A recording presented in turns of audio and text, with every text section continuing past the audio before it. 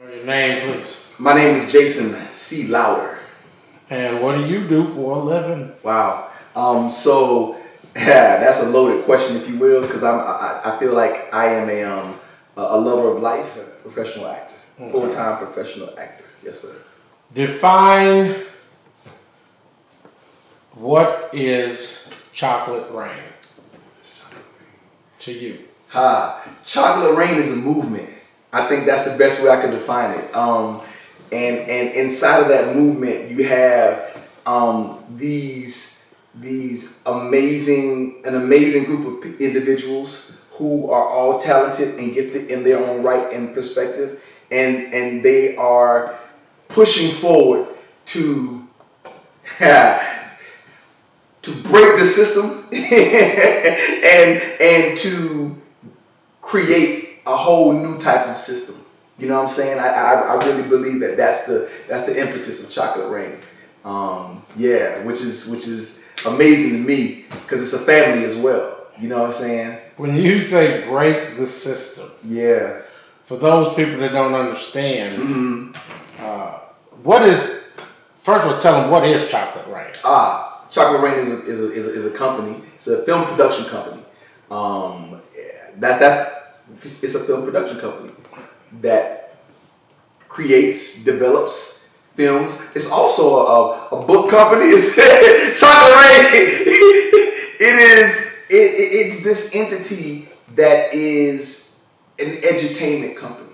I'll say that. It's an edutainment company. And so the different aspects of that, the different pillars of edutainment being film, some being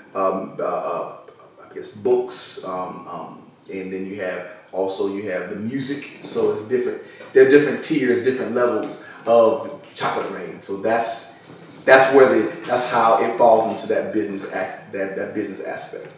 I think that's the best way to capsulize. That's what they say. Capsulize.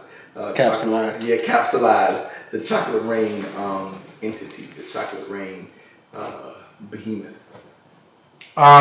You played Nat Turner for the film Chocolate Rain. How did that come about?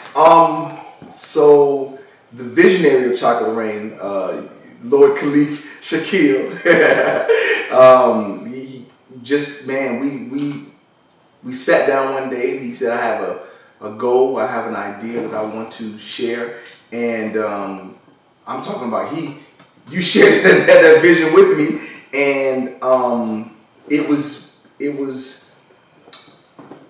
something that I was like, I'm on board, count me in. I fell in love with the story. I've always known about Nat Turner and the work that he's done for the liberation of African people, and that was just something that I couldn't have turned down. I couldn't have missed that opportunity. You know what I'm saying? So it's kind of like, wow, let's do it. And to live in that spirit, to live in his spirit, to have the spirit of Nat Turner come down and dwell in me, that was transformational in and of itself. And so, it went beyond just playing a role.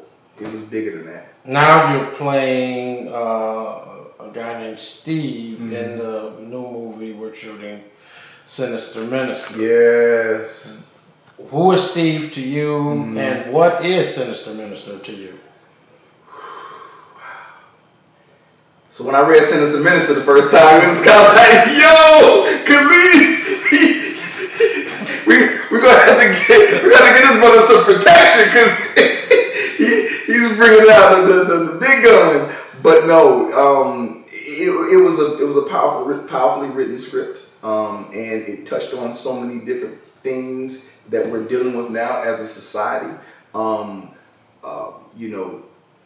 The proliferation and the position of the church and where they stand in regards to the political structure that we have been so accustomed to believe and have been kind of cajoled to work with. And so Sinister Minister kind of attacks that. and says, hey, you know what? What if the church was controlled by a greater entity than we know, and now that entity is specifically plotting to do certain things that we are shown by the media as, oh, the coronavirus. No, that's a whole nother, that's another group of people. Once again, puppeteering. We're being puppeted. So I think with the idea of Sinister Minister, it's going to challenge a lot of ideas. It's going to challenge a lot of people's perceptions, their beliefs, and I think that's what we need, and that's what Chocolate Rain does. Steve, I gave him the last name Justice. Steve Justice. He is someone who is in the know, but he doesn't quite know exactly like why he is in the position that he's in, and so he's using that to I guess to help. You know what I'm saying? He's using that to help. This is a journey. I love characters I love portraying people who are going through a journey. I think Steve Justice is definitely going through a journey throughout this first episode of Sinister Minister. Chocolate Rain, we don't do anything like an ordinary Hollywood motion picture film company. What is the difference between walking on a set of a Hollywood movie, Hollywood TV film, you're in Black Lightning, Correct. and walking on to a set where you feel you're in a family environment at Chocolate? What's the biggest difference? I think the biggest difference is the ability that Chocolate Rain gives its actors to collaborate. And not taking anything away from anybody else who does what they do, because Black Lightning is another family set. Shout out to Salim Akil and Barbara Akil for creating such a beautiful space. But Chocolate Rain has a place to where you give us the script as an outline and then allow us to live truthfully inside of that. And if this doesn't feel right,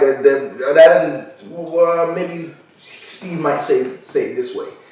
That liberty is given to us, and we don't have to be like, oh no, I messed up. No, it's like, oh no, it's collaboration. If that's how you feel, then okay, let's do it again and say how you feel. And it's like, hey man, that's an actor's dream. Honestly, it's like, oh, okay, word. So I think that's the beauty of what the space that is set with Chocolate Rain. When you walk onto a Chocolate Rain set, is very liberating. You came down to, the first time you came to a Chocolate Rain event, yes, was a casting call for Black Girls Die Too, and you didn't get picked to do that film. Correct. But you hung around. That's right. So the question is, what was it like not getting picked to do that project? Mm-hmm. And then, going from that to, we want you to be a lead role in something. What was that like? You know what? And I think for the last 6 years, I've come to the conclusion that what's for me is for me, and nobody I can't even take that away from myself, because if it's for me, it's going to be for me. Period. And I think for me, like knowing and recognizing that, okay, this is Chocolate Rain is bigger than just this one script or this one episode, this one TV. No, they are here to leave a mark, and I was like, okay, I believe in that, and because I believe in it, I'm gonna roll with it, I'm gonna ride with it, and I'm gonna continue to be active participant, or as active as I can inside of the movement. And when that time comes for that role for me, it will be for me. And it was like, all right, cool, there it is. And when you said it, I was like, all right, yes, there it is. So That's what it is. We are doing something called the time debates. You've seen some of them in play. Yes. If you could do a time debate, what character in history would you like to play, and who would you like to debate?